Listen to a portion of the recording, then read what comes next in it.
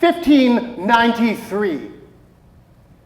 To the Queen, most excellent, for whom she has no regard. I have been constrained to take arms and by force to maintain myself and my people by sea and land the space of 40 years past. I beseech your majesty of your princely bounty and liberality for the little time I have to live, and grant that I may be permitted to continue my activities without interference from Sir Richard Bingham, that I might invade with sword and fire all your highness's enemies, wheresoever they are or shall be. Sword and fire indeed, and she petitions as though she were an equal. I advise you again, my liege. She is a notorious traitoress and has been nurse to all rebellion in the provinces for 40 years. A woman, past the part of womanhood. She has been chief commander and director of thieves and murderers at sea. Granuelle Grace O'Malley. Killer. Thief. A self-aware and unashamed fury. Usurper. Feral beast. She mocks England. She mocks me.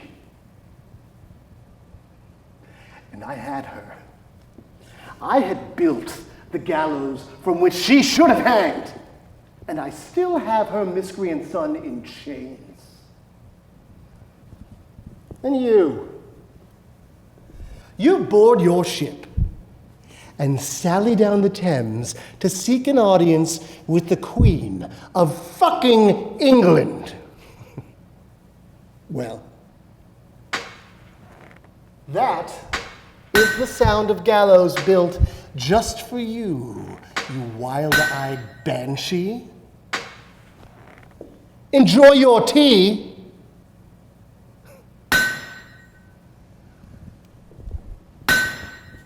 As you like it, Your Majesty. If the wilding bitch slits your throat with a hairpin, I'll put her down right here now, and if not, well, we can always hang her in the garden before supper.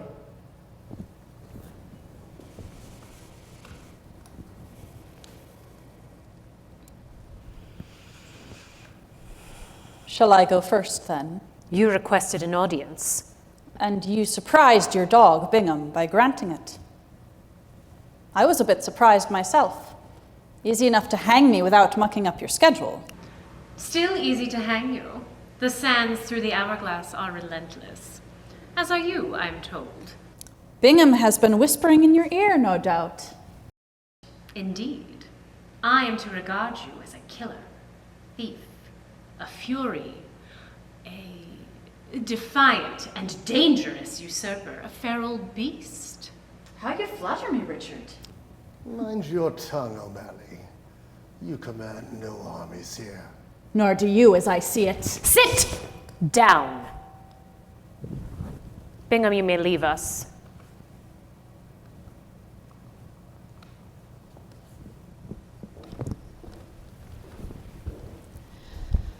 I'll speak plain, then.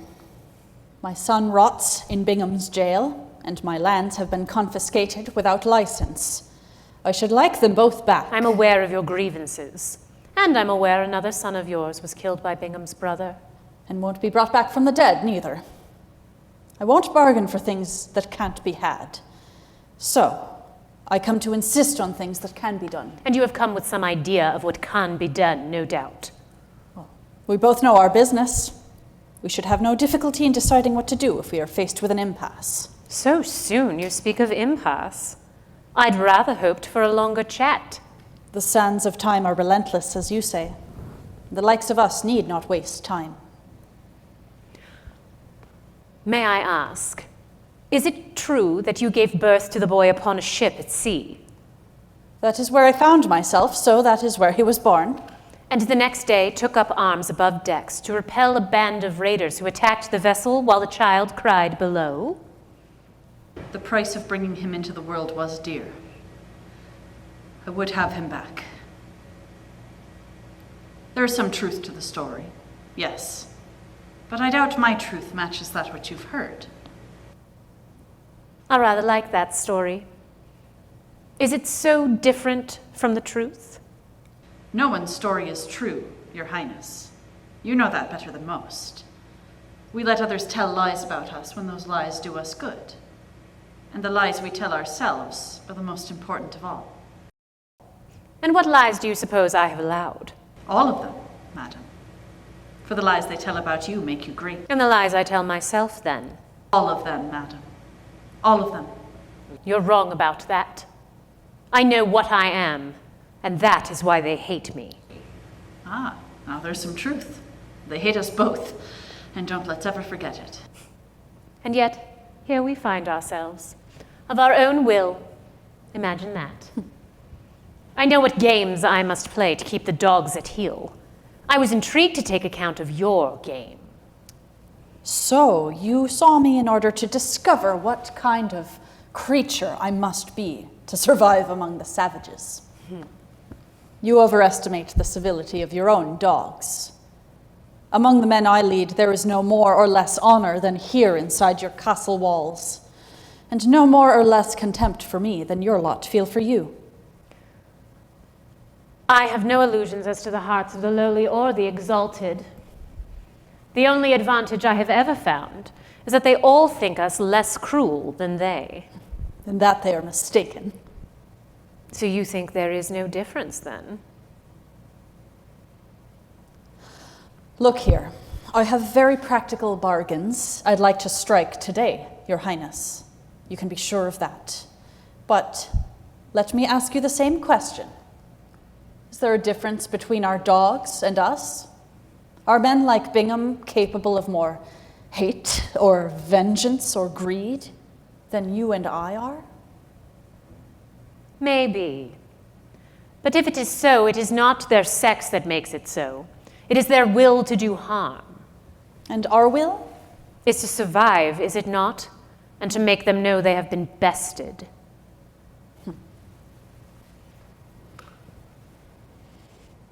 You have done me and my realm harm. Your pirates harass my navy, disrupt my merchant trade. Is there some reason I should not have you killed? No, my lady, you should hang me forthwith. I may yet. Well, life is no one lives forever. But if I live, I would have my lands restored and my son freed.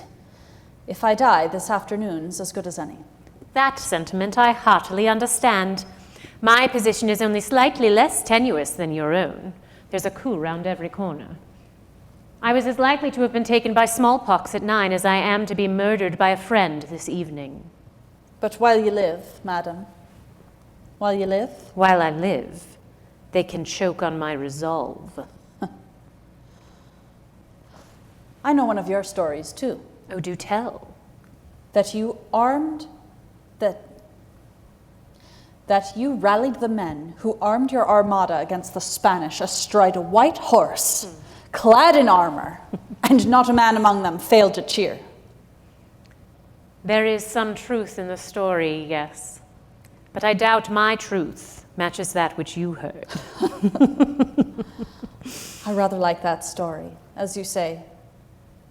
And tell me, did you weep that night for the men among them who would never see home again? Or for the babies abed in Spain while their fathers sank to their graves at the bottom of the sea? No more than they'd have wept for me had I fallen from my horse and snapped my neck. Nor did I waste time in contemplation when I picked up a blade and cut the throat of the first man I saw aboard my ship the day after my son was born. I protected mine, you protected yours. Your sister Mary knew that, didn't she? Careful. And yet, I suspect you did not need to hate her to kill her. She wanted what I wanted and had as much right to it as I, frankly. She died then because she could do you harm. No, worse than that. She died because she could do me no good. Killer, thief, fury, usurper, feral beast. What then divides us? Everything at the moment. Do not forget that I'm the queen of everything that matters between us, and our interests at the moment are not aligned. Then let us unite our interests. Milady! Oh, do fuck off, Bingham! Yes, Bingham, you may fuck off. We are making progress.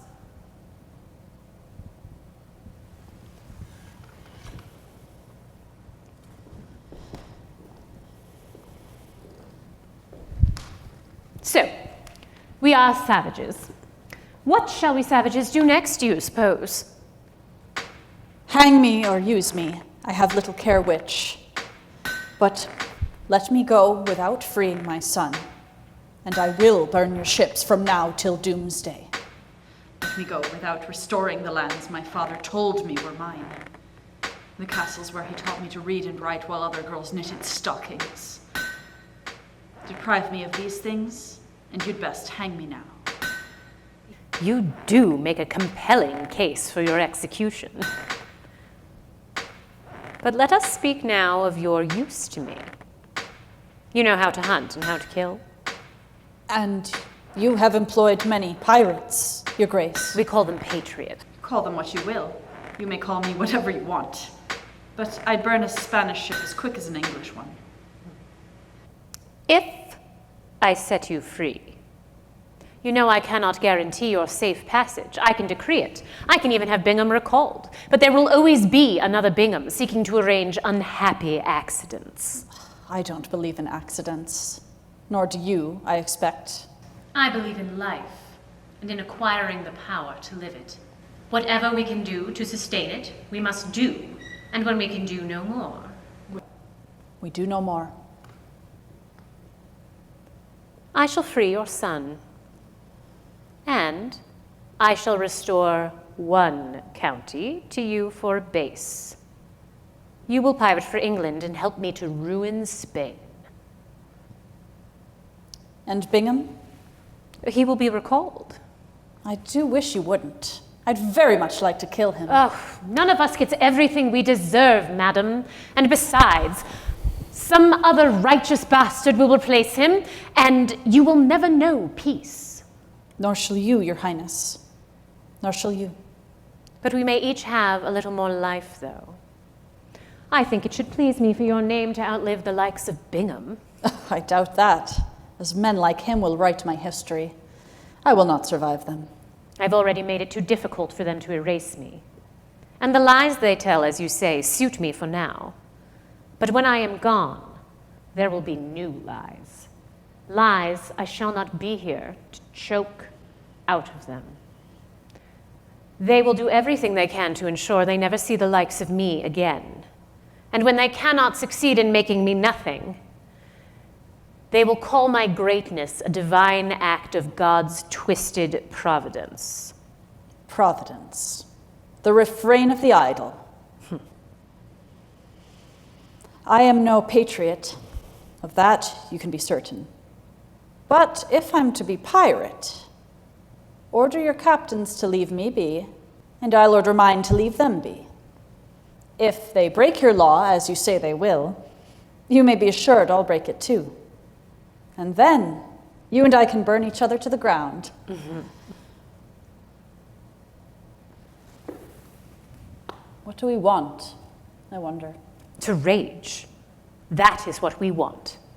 And if it is ever different for the likes of you and me, the rage of centuries is what it will take. You and I have but these next 10 years, I should think, to reap our whirlwind. Then let us reap, Queen.